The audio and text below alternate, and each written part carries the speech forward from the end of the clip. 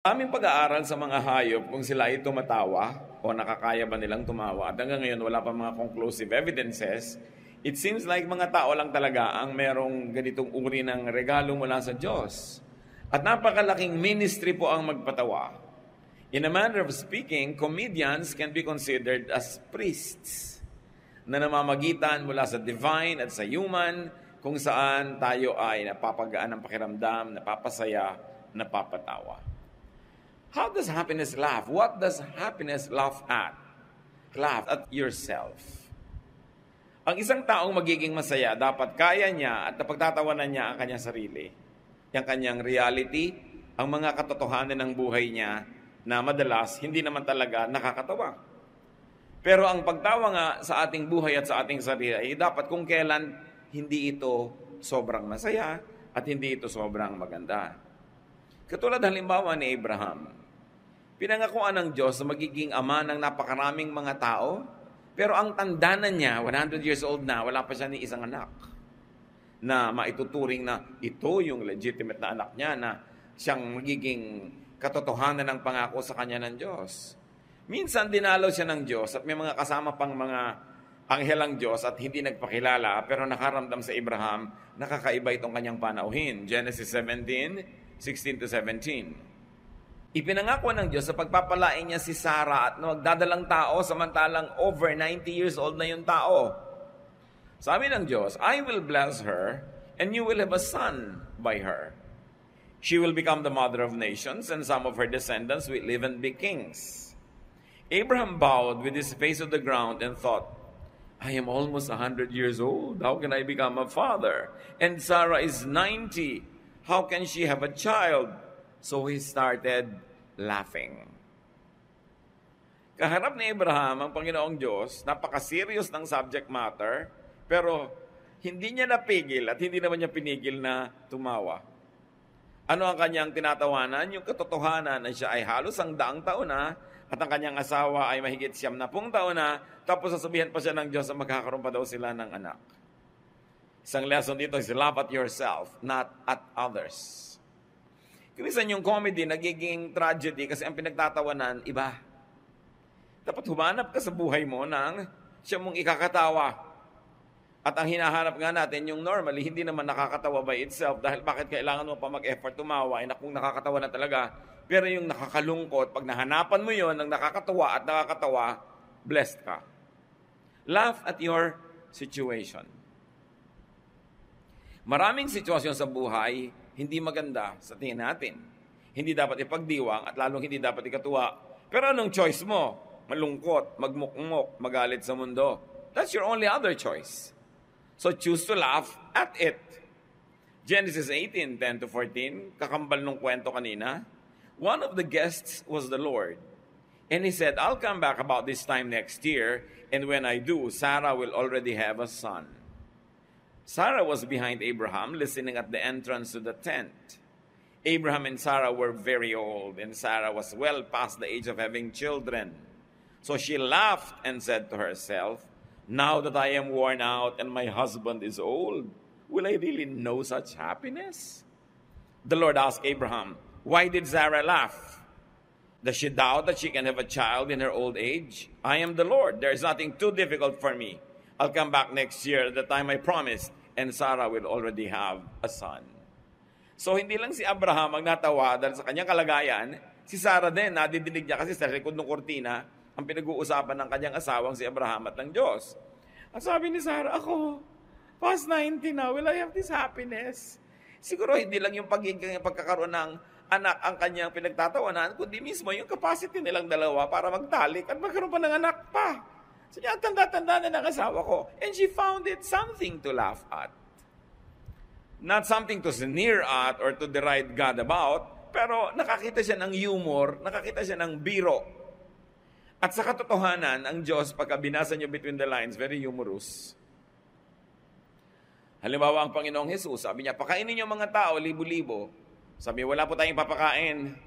Bago tayo ng paraan. Sabi ko, kailangan pakainin ng mga tao. So, nung ang Panginoon naghimala, no? 'Di ba? 3 konting tinapay, konting isda pinaghati-hati. Ilan ang natirang mga tira, yung mga pispis. 12 basket nung nakolekta. 12 disciples, tigi-tigi sa siguro sila ng basket na bit-bit ng mga tira. Dahil sabi nila, wala tayong ipapakain. Para ngayon, makita nila the humor of the situation, na ang dami namang sobra, at sila ngayon nahirapang magbuhat. Pag tinignan ninyo yung mga dealings ng Lord, marami humorous. Kadalasan lang, pag binabasa natin yung Bible, parang dan, yung ang banal-banal ng reaction mo, nawawala talaga yung humor. Pero try to read the Bible with an eye for humor and you will find lots of jokes. So laugh at your situation, not at other people's situation. Anong ibig sabihin dito ng laughter ni Sarah at ni Abraham? It's acceptance of or resignation to a harsh reality. Natanggap na nila na hindi na sila magkakaanak, natanggap na nila na matanda na sila, hindi na matutupad yung pangako sa kanila ng Diyos, kaya sila natawa. Kasi pag natatanggap na natin with resignation, yung mga mapapait, nawawala yung bitterness at galit natin laban doon, nagsisimula tayong mabless. Hindi lagi mong nire-resist. When you're always resisting ang nagaganap sa iyong buhay, yung tinatawag nilang kapalaran, lagi kang nagagalit sa nangyayari sa iyo, hindi ka magiging handa to see the humor in life, and you will probably not be ready to accept and receive the blessing. The laughter here means a capacity for happiness in spite of the impossibility or the seeming impossibility of the promise, in spite of their situation, natawa sila. Kaya pa rin nilang tumawa. Hindi sila galit sa mundo. And the laughter here means a conditioning of oneself to be happy or at least to be cheerful. If you cannot be happy, you can at least be cheerful. Magkaiba naman yun eh. Hindi yung unhappy ka na nga, tapos grumpy ka pa, at pagtapos yung nakasimangot ka pa, galit ka pa sa mundo, kahit tuloy may nakakatawa, hindi ka natatawa. Dahil hinanda mo na yung sarili mo na huwag matawa, kaya nagagalit ka pa sa natatawa. Laugh at your life. Life at the seasons of your life. Yung mga season ng buhay natin, panapanahon yan. Your season could be a very nice one. Your season could be a very difficult one. Ecclesiastes 3:1-4, everything on earth has its own time and its own season. There's a time for birth and death, planting and reaping, for killing and healing, destroying and building, for crying and laughing, weeping and dancing. Nothing is permanent. Pagka masaya ka, magsaya ka. Dahil hindi naman laging masaya ang buhay. Ngayon, pag hindi ka magsaya ka rin. Dahil alam mong hindi permanent yung unhappiness mo, mapapalit lang din yun, sasaya ka rin. Now, if you want to be sad, nung masaya ka na, sad ka pa rin dahil sabi mo, naku, ang kasunod nito, sadness. So, habang masaya ka, dapat fast forward mo na yung sadness mo. Tapos, nung sad ka pa rin, hindi ka rin kahit kailan sasaya. It's a matter of choice. Nasa choice mo yan. Merong ikinalulungkot na wala silang kabiyak, meron may ikinalulungkot na meron silang kabiyak. Pwede mo nang ikasaya na wala dahil may advantage yun, pero mo ikasayang meron, it's your decision. Nothing is permanent. Change is always happening. So watch for changes and the relief that transitions bring. Lahat ng pagbabago, may ibinibigay na relief yan. Hindi lang discomfort. Kailangan i-develop mo yung mata mo, kapatid, na makita yon. Fortify your life with a positive attitude and optimism. Paano mo nalalagyan ng paderang buhay mo para mailigtas ka sa mga lungkot nito? Doon mag-develop ka ng optimism. Yung ang nakikita mo, positive. Yung proverbial kasabihan that some people see a glass half empty. Pagka sila ay negative ang paningin. Some people see a glass half full kung positive ang paningin nila. So kung may kalahating baso pa ng tubig, sabi mo, ay, meron pang natirang kalahati, positive ang attitude mo. Kung negative naman, ay, wala na yung kalahati, naubos na, kalahati na lang natira. Pwede mong gawing negative. So the same kalahating basong tubig will make you feel good or bad. It depends on your attitude. Kailangan patibayin mo ang iyong buhay sa pag-develop ng isang very positive disposition. Nasiraan kayo ng sasakyan, matagal gagawin, o maghahanap ka ng kain na ng halo-halo, kakain kayong halo-halo, mangunguyakoy kayo doon sa tindahan ng halo-halo. Kasi magreklamo ka sa buhay at magalit, maghihintay ka rin naman habang ginagawa yung sasakyan mo. It's all up to you. Fortify your life with contentment on demand Ay kailangan may makita akong contentment. Kailangan sumaya ako sa sitwasyon na ito kahit na sinasabi ng iba, hindi ako dapat maging masaya. Nasa sayo yon. Fortify your life with cheerfulness. Positive dapat tayo sa paningin. Proverbs 15:15, the poor have a hard life, but being content is as good as an endless feast. So yung totoo, mahirap ang buhay ng mga mahirap kasi mahirap maghanap buhay ng konti yung kinikita mo sa sobrang pagod. Sabi niya, pero kung kontento, daig mo pa ang may piyesta araw-araw. Kung mayaman ka naman, wala kang contentment, kahit piyesta araw-araw, hindi ka pa rin masaya at nasisiyahan. Bit-bit mo ang iyong kaligayahan. Dala-dala mo rin ang iyong kalungkutan. Nasa sayo kung alin na yung bibitawan at kung alin ang iyong patuloy na bibuhatin. So laugh at your comedy. Ang buhay ng tao, ang dami-daming comedy. Laugh at your tragedy. Or laugh in spite of your tragedy. Kaya sa drama, yung mukha ng tao, ang dali-daling pinapalungkot, pinapababa lang yung labing ganyan. Sa pinapasaya naman, pinapataas lang. It's the same mouth. It's the same lips. A few directions, a few movements of some muscles will already determine your disposition. Ngayon, kung masaya ka, it shows on your face. Pero kung hindi ka tunay na masaya at pinapasaya mo yung mukha mo magiging entry point ng happiness into your heart. Kaya magiging happy ka rin. You have to reverse the cycle of loneliness by at least showing a cheerful disposition, by singing a song, by smiling, by laughing, at makikita nyo may energy sa yung cheerfulness, it could turn into happiness. Kailangan yun. Yung iba naman happy na, ayaw pa maging cheerful, ayaw pa magpahalata. Ang happy-happy na. Ang laki ng kinita sa negosyo, huy, tumipa ka ba? Konti. Ayaw pang magpahalata, no? Na masaya. Gusto nang tumalon at tumili sa saya, pero ngingiti lang ng konti. Ba't mo kailangan sikilin yung ganong damdamin? Kailangan express mo yan. For Samuel 2:1-3, Hannah prayed, "You make me strong and happy, Lord. You rescued me. Now I can be glad and laugh at my enemies. No other God is like you. We're safer with you than on a high mountain. I can tell those proud people, stop boasting. Nothing is hidden from the Lord, and He judges what we do." So sabi niya, you made me strong and happy. Nire-recognize itong si Hannah na ang happiness sa Diyos yan ang gagaling. Kaya dapat pag dumarating, ine-entertain. Pag wala, hinihingi. Pagka wala, pinoposition mo yung sarili mo para ma-attract sa iyo yung happiness at lapitan ka niya. Alam niyo, ang happiness, ang gusto niyang kasama, kapwa happiness. So pag yung angel of happiness, naghahanap ng kakalungan, makakasama, nakita ka nakasimangot, sa palagay mo, lalapit sa iyo? No. Pero pag may nakita yung nagsasaya, doon pa rin ulit yung sasama, because happiness begets happiness. Kaya kailangan ina-attract mo yung happiness. Sa itsura mo, sa kulay ng damit mo, sa ayos ng furniture mo, sa itsura ng hain mo, you attract happiness. Kahit ang iuulam mo lang tuyo, pero korting bulaklak pa ang mga kamatis na nakapaligid, you attract happiness. Pero may 3 tuyo doon na hiwa-hiwalay pa, nakakaantok tingnan.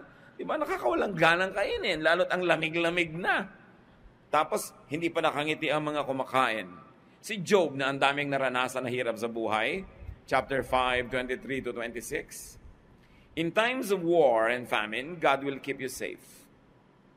You will be sheltered without fear of hurtful words or any other weapon.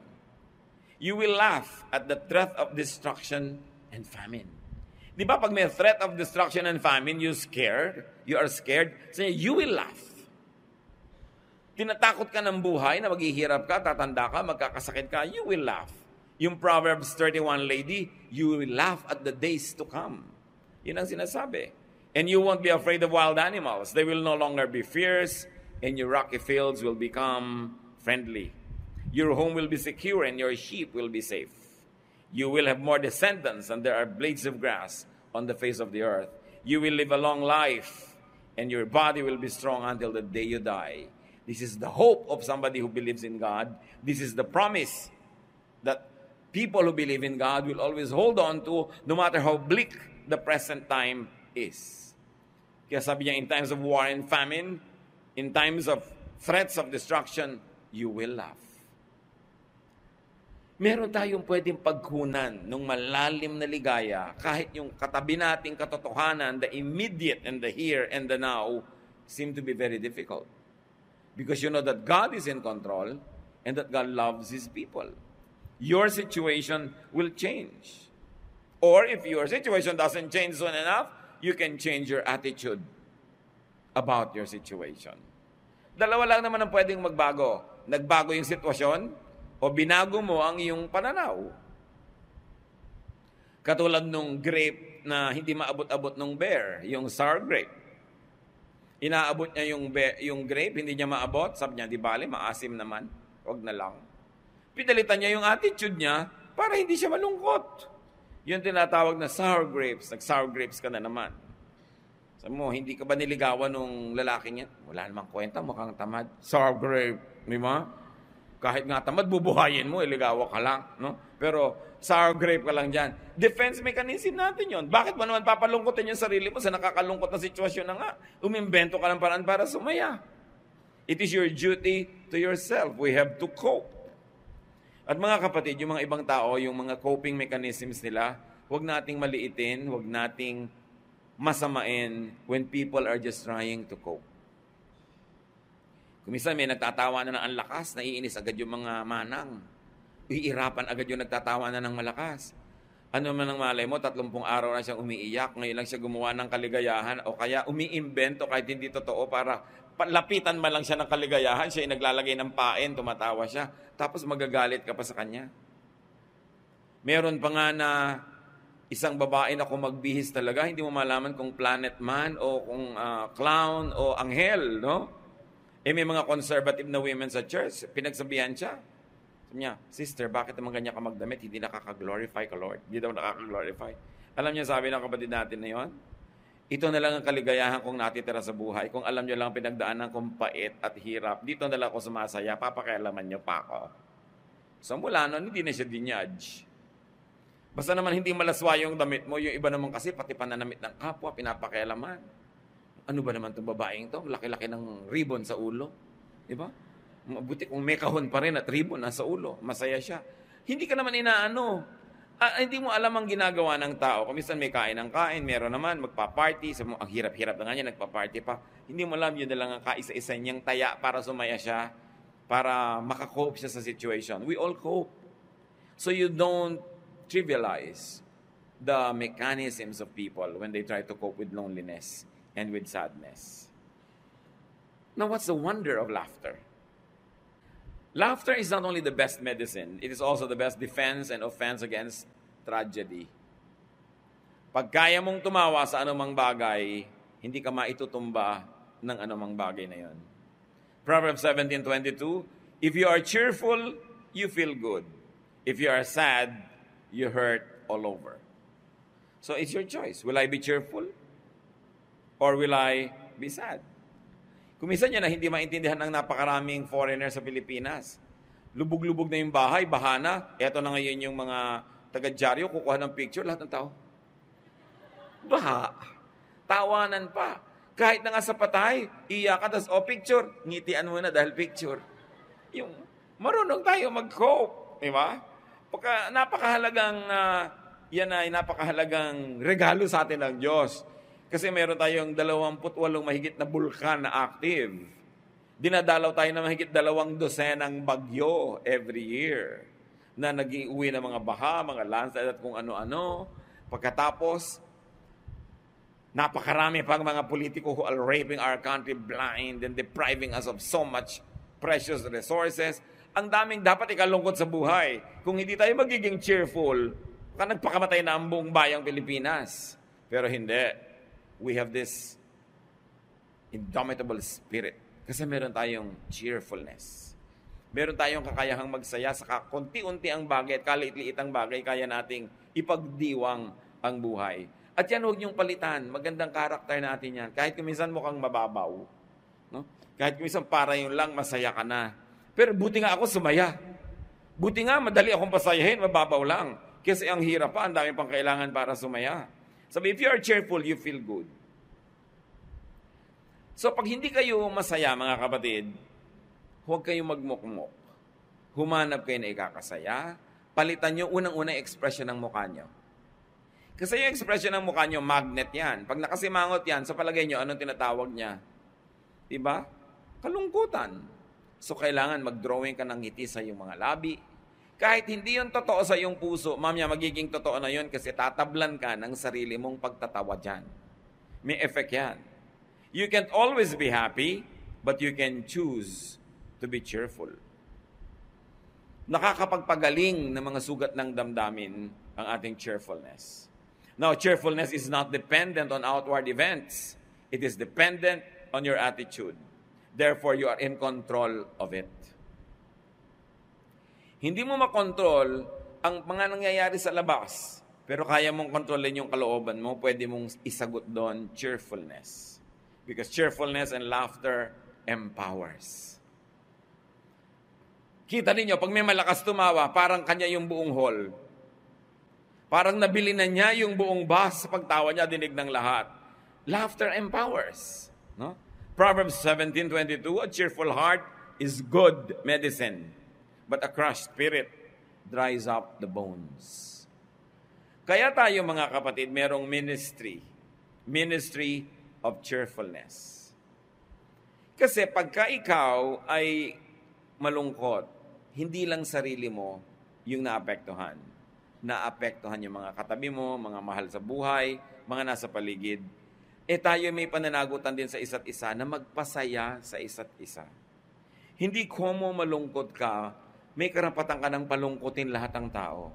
Meron tayong pananagutan to keep a group spirit. No? Esprit de corps, kailangan buhay. At lahat yan nagko-contribute. Sa inyong pamilya, kung malungkot yung mood, magdagdag kayo ng happiness. Hindi yung tinakausap na kayo, ayaw nyo pang kumibo, pinapakain na kayo, ayaw nyo pang lumabas ng kwarto. Inaalagaan pa kayo. Samantalang dapat, katulong kayo na nagpapasaya sa buong pamilya. Kung tayo'y merong mahal sa buhay na may sakit, meron tayong mahal sa buhay na nakaranas ng tragedy, o kaya namatayan ng ating pamilya, lahat tayo may tungkulin na itaas yung mood ng family. Hindi pababain pa yon. We should contribute to the improvement of the atmosphere. Cheerfulness is self-help. Pag ang sarili mo ay pinapasaya mo, naiinip ka, it's self-help. Isa sa mga kalaban ng tao, inip. Lalo kung medyo may edad ka na ng konti o wala ka masyadong ginagawa, naiinip ka. Anong gagawin mo? Kailangan you should cheer yourself up. Kaya yung mga iba, anong nangyayari pag naiinip, umiimbento ng mga bisyo, nagda-drugs, naglalasing, o kaya kung ano-anong sinusuot ng mga panganib, mga thrill, lalong problema ang nagiging bunga. Hindi lang tuloy inip yung nagiging problem, nagkakaroon pa ng crisis, nagkakaroon pa ng tragedy. Cheerfulness is first aid. At may mga tao na kung nagkakasagutan sila, nagkakainisan, kung may pumasok lang na isang nakakatawang bagay at pareho silang tumawa, solve na yung problem, hindi nalalaki yung gulo. Kasi yung pagtawa, nakaka-break yan ng momentum ng pag-aaway. Pag may nakakatawa, kaya kung minsan nag-aaway kayo, may isang kaibigan kayong kengkoy, pinapatawa kayo, nagagalit ka pa. Huwag kang magpatawa dyan. Buti nga pinapatawa ka. Diba? At kung kaya mong tumawa, tawanan mo. Kung hindi, imbentohan mo ng tawa. Masisira yung atmosphere of gloom at maaaring napakalaking pag-away ang hindi matutuloy dahil lang nagtawanan kayo. Cheerfulness is surgery. It can take off a part of your life that is undesirable or that is horrible. Pagka nagkaroon kayo ng katuwaan, cheerfulness is antidote. Kasi pag marami kang naipon na happiness and cheer in your life, kayang-kaya mong tumanggap ng mga hirap dahil maraming nakadeposit na positive, marami mang ma-withdraw na negative, ang natira pa rin maraming positive. So cheerfulness is defense and offense. It is a powerful survival mechanism. Kaya pag may tawa ng tawa, huwag yung pigilin. Huwag yung lagi yung sinisikil yung tawa ng tawa. Dahil musika sa tenga natin yung laughter. Nakakahawa nga yan yung tawa. Subukan ninyo, maglagay kayo sa iPad nyo, o kaya maglagay kayo sa recorder, maglagay kayo sa computer nyo ng mga tawa. Yung talagang tawang parang gumugulong sa sahig yung tumatawa. Makinig ka lang, natatawa ka na rin. Lagyan nyo kaya ng panaghoy. Ang i-recording nyo, yung mga iyak. Hindi nyo, may talab din sa inyo yan. Pinipili nyo kung anong dinidinig. Pinipili nyo kung anong pinapapasok sa tenga kasi pagpasok sa tenga, pumapasok sa brain. Pagkapasok dyan, brain na eh. Kaya inaabangan nyo kung ano ang magandang pwedeng papasukin at makaka-effect sa inyo. Psalm 35, 27-28, let all who want to win be happy and joyful. From now on, let them say, the Lord is wonderful. God is glad when all goes well for His servant. Then I will shout all day, praise the Lord God, He did what was right. Pero ang mahalaga dyan yung sinasabi, if you want to win, be happy, be joyful. Yung palang premyo na. So find the bright, light, funny side of things. Lahat ng bagay has at least two sides. Gusto nyo mag-enroll, hindi kayo naka-enroll. May funny side din yun. Mag-e-exam kayo sa board, hindi kayo pumasa. May funny side din yun. There is also something that could be cheerful about. Kung hahanapin nyo lang, laging at least two sides yan. So dapat ang hinahanap nyo yung magpapasaya, hindi yung magpapalungkot. Proverbs 15:30, a friendly smile makes you happy, and good news makes you feel strong. So minister with your smile and with your cheerfulness. A friendly smile daw makes you happy. Tama naman. So why don't you make others happy by smiling? Hindi yung lumalapit pa lang sa'yo, may sasabihin sana ako sa'yo. Ano? Di ba? A friendly smile makes people happy. Pwede ba sabihin, ano? Pwede mo naman sabihin, alam mo, kinakalungkot ko, hindi ko mabibigay ang gusto mo. Pero nakangiti ka pa rin. Pero yung pang-discourage mo, baka kautangan, baka kahingan, baka kaabalahin, para kaagad tigre. Bakit? That is not ministering to others. Especially to people close to you. Sa takot natin kumisang maabala, sa takot nating maistorbo, mautangan, mahingan, malugi, gano'n na yung mukha natin, mukhang pusang galit. Pero hindi yun ang hinihingi sa atin ng Biblia. You minister with your face. That when you let your face shine on people, they find a good reason, if not to be happy, at least to be cheerful. It is a ministry. Kahit anong oras, yung mukha natin, yung expression natin, either pinapagamit natin sa Diyos o kay Satanas. That we lift people up or we make them feel low and bad. Kumisan just to preserve our turf. So, minister with your smile. It's a ministry. Minister with your cheerfulness. And benefit from other people's laughter. Ang hirap kuminsan, nakasakay ka sa jeepney, may nagtatawanan, nakakatawa talaga, pero pigil na pigil ka. Huwag ka na magpigil, makitawa ka na, makipaghampasan ka pa sa kanila. Di ba? Kasali ka na agad sa kwentuhan. Yung biruin mo, nakikinig ka lang na ministeran ka, pero kuminsan may nadidinig ka, di ba? Nade-depress ka. Kasi yung balita nila. So, nakaka-minister tayo sa mga tao, we make them feel good or we make them feel bad. Lahat ng pwedeng sumali ka sa kaligayahan, makisali. Huwag yung masyadong hard to get, masyadong conservative, masyadong pa-image, masyadong hindi ma-rich. Kasi at the end of the day, you'll be sad. Or at least you will not be happy. Psalm 16, 10-11, I am your chosen one. You won't leave me in the grave or let my body decay. You have shown me the path of life, and you make me glad by being near to me. Sitting at your right side, I will always be joyful. So ang tinutukoy dito, yung presence ng Amang Diyos. So sabi, katabi lang kita, kasama lang kita, masaya na ako. Hindi ba lagi naman talaga natin kasama ang Diyos? Wala ka naman pwedeng puntahan na wala doon ang Diyos. So wala kang dahilan para mawalan ng reason to be joyful about. Because you are in the presence of God, no matter what the situation. And if we're going to internalize that and operationalize that, ang liit ng darating sa iyong lungkot. At dumadapo man yan, maalala mo agad na hindi mo dapat i-entertain, itataboy mo agad. You cannot stop sadness, you cannot stop loneliness and worry from flying over your head, but you can stop them from nesting in your hair. Hindi mo dapat ine-entertain masyado matagal. Pag may naalala mo malungkot, ibahin mo, change channels, change the thoughts. Merong tugtog na nakakapagpalungkot sa iyo, huwag yan na i-play mo. Yun nagpapasaya. Dapat nagpapalungkot ka lang sa buhay mo at pinapayagan mo malungkot ka when you reflect and your reflection makes you wiser. Other than that, be kind to your emotion. Find happiness in God's presence, and you will never run out of reasons to be happy. He who laughs wins. Proverbs 18:14, being cheerful helps when we are sick, but nothing helps when we give up.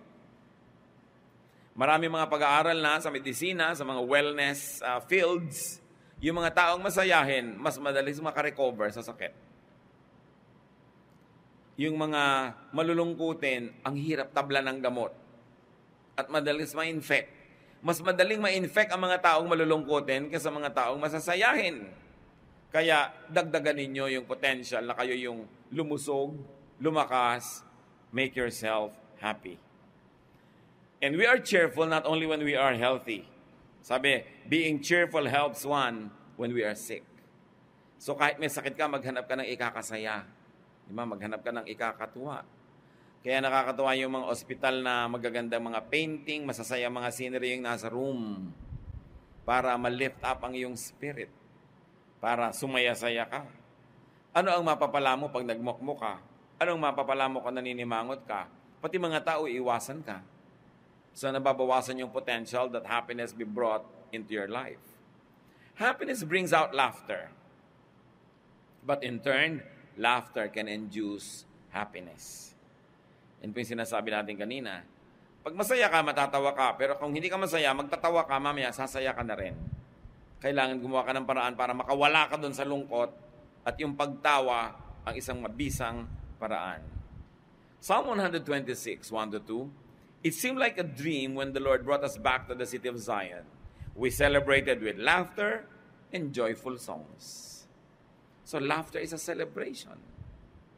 Create and join activities and situations that induce and release laughter. Manood ng comedy imbes ng tragedy o lalo na imbes ng horror.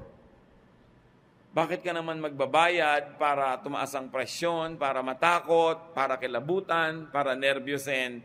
Masama sa katawan yun. Kailangan merong nakakatawa. Kung meron kayong mga paboritong pelikula na talagang natatawa kayo, replay lang, replay ng replay. Hindi naman nawawala ng talab yun. Pero ang nakikita ko maraming nire-replay ng mga tao, yung drama. Yung nakakaiyak, ito iiyak na naman siya sa part na yon. In fact, magsisimula na siyang manood, may katabi pang isang kahon na Kleenex. Pero ipapaiyakin mo ang sarili mo, nakaka-drain yan. Kaya maganda yung gift na meron kayong kaibigan na may sense of humor. No? Lagi nyo iimbitahin yun. Sasama kayo sa tao na may sense of humor, masigla, masayahin, kesa yung mga taong laging malungkot. Samahan nyo lang yon to minister to them. But do not go with them too often dahil baka kayo madamay at kayo mahawa sa kanilang mga negative na pananaw sa buhay.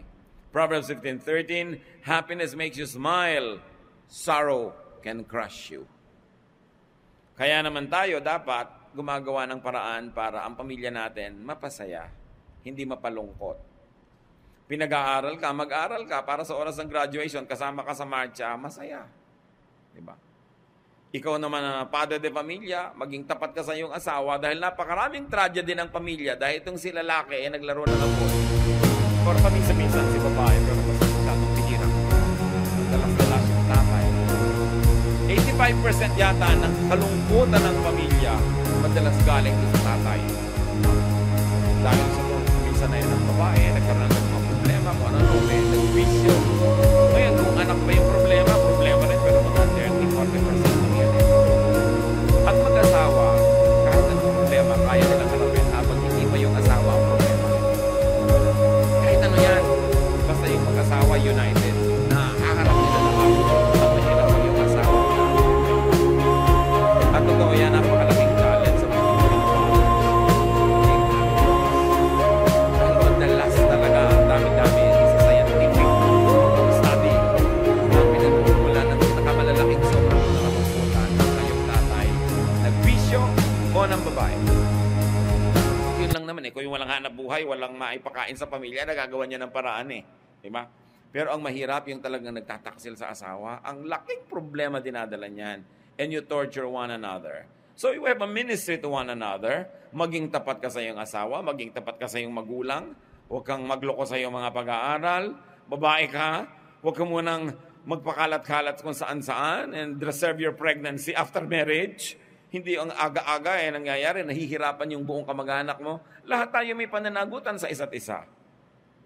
At meron tayong kontribusyon dapat na kaligayahan sa pamilya, sa community, sa bansa. Hindi ang kontribusyon natin, kalungkutan nila, pag-aalala, pamamroblema, kahihiyan. Dapat siniserious natin that we must be positive contributors to our families. Happiness is a gift from the outside. Cheerfulness is an attitude from within. So kung wala ka ng gift from the outside, begin from within you. Kasi kaya mo yun to be cheerful. Happiness you receive, cheerfulness you create. Happiness brings cheer. Cheerfulness extracts happiness from the universe. Yung mga cheerful, palangiti, pag-imbento ng kasiyahan, nakakatas nila ang mga planeta. Nakakakuha sila ng kaligayahan mula doon. Kailangan marunong tayo ng ganong skill to extract happiness from any situation because you have a cheerful attitude. So laugh and be happy. You were fearfully and wonderfully made. And you were made by God to enjoy this life, to enjoy His creation, to enjoy His goodness, not to suffer. Kung may suffering ang pamilya natin, ang ating grupo, huwag na nating dagdagan pa. Kung minsan, mga magulang nyo may problema, yung mga anak naman magre-rebelde pa, sasabay pa, dinadagdagan nyo pa yung problema. Pagka merong mahina na performer sa ating pamilya, merong failure yung performance niya, all the others have to compensate and do extra well para buuin yung pamilya. Hindi yung magdadagdag pa kayo ng problema, may problema na nga. Dapat patibayin. How much do you want to be happy? Kanina, tinanong ko kayo, how happy are you? 1 to 10. You'll be surprised. Many people are not really happy. Or at least they think so. Pero dapat meron tayong gawin. Hindi ka pala happy, umimbento ka ng kasiyahan. Be happy, be cheerful. Do something. Lift yourself up. Magsaya, magpasaya. Dapat meron ka talagang happiness project. Ang dami nating project sa buhay eh. May project ka ba na sumaya? May project ka ba kung paano mo papasayahin pa ang iyong asawa? Iniisip mo ba yan? Paano ko pa siya papasayahin? May project ba tayo para, paano ko papasayahin ang mga bata, ang mga anak ko?